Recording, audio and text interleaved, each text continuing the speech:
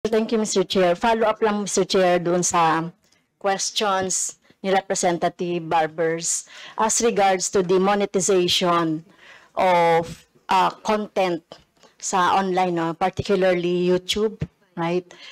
So, I'm just curious po. So, namamonetize po yung, depende yun sa viewers, tama ba?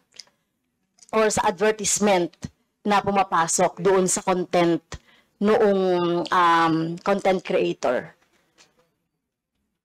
Are you saying? Kasi sabi niyo po, may namamonetize yung mga content noong mga creators. Opo. So, based doon sa mga pumapasok na advertisement. So, the whole thing is advertisement. Mr. Chair. Mr. Chair, monetization happens primarily through advertisements that appear on videos either before or in the middle of the video. Yeah, so who got to pay or who pay the content creator? Kasi 'di ba sinasabi na ma-monetize. So sino ang nagbabayad sa kanila? Si Google LLC po, the the main entity based in the United States, is the one that pays So YouTube in creators. dollar Yes, Mr. Chair. converted to peso. So would you know paano po nakukuha yung tax? So kung merong mang tax na nade-derive from that income sa mga content creator, would you know, Sir Chair? Mr. Chair, so the creators nominate a bank account for their earnings, and the creators would usually be the ones to voluntarily declare their taxes with their local Internal Revenue Service. So lahat po ng nababayarang mga content creator, are you monitoring din po kung they are paying taxes to our government? Mr. Chair, on the part of YouTube, we do not. And we believe that the local Internal Revenue Service are the ones who are monitoring that. So do we have, Mr. Chair, invited guests from the BIR or resource person from the BIR, Mr. Chair? We have, Your Honor. So may I ask the BIR, how do you monitor po yung mga income, mga taxes derived from the income generated by the content creator, Mr. Chair? Thank you, Mr. Chair.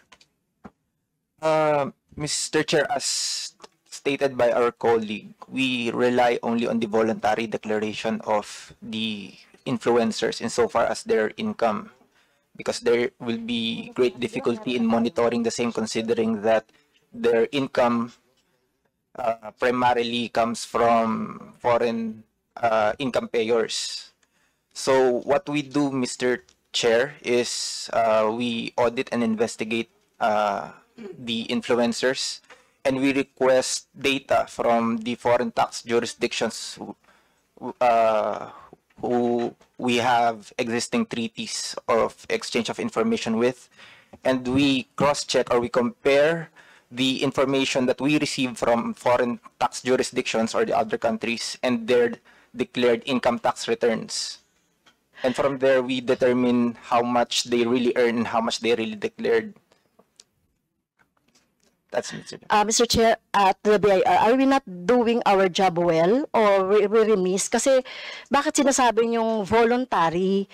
Kasi andyan naman yung yung platform, yung Google Philippines o yung YouTube. You can ask from them yung mga list ng mga nag-generate ng income. So bakit nag-aantay tayo ng voluntary from the content creator? Di ba, Mr. Chair, meron na tayong naipasang batas for that. So can you clarify that, BIR? So pwede po bang, parang hindi po kasi ako satisfied doon sa voluntary lang na na ginagawa. At kayo naman ay parang nag-aantay lang. Mr. Chair, just to clarify, under existing tax laws, we cannot just investigate any taxpayer.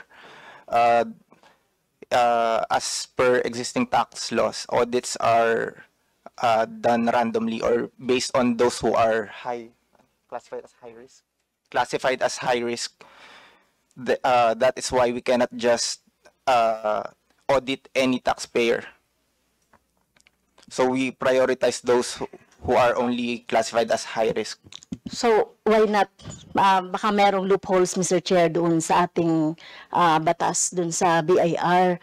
Kasi nga, di ba gusto natin talaga na ano, no, to generate revenue from those engagements.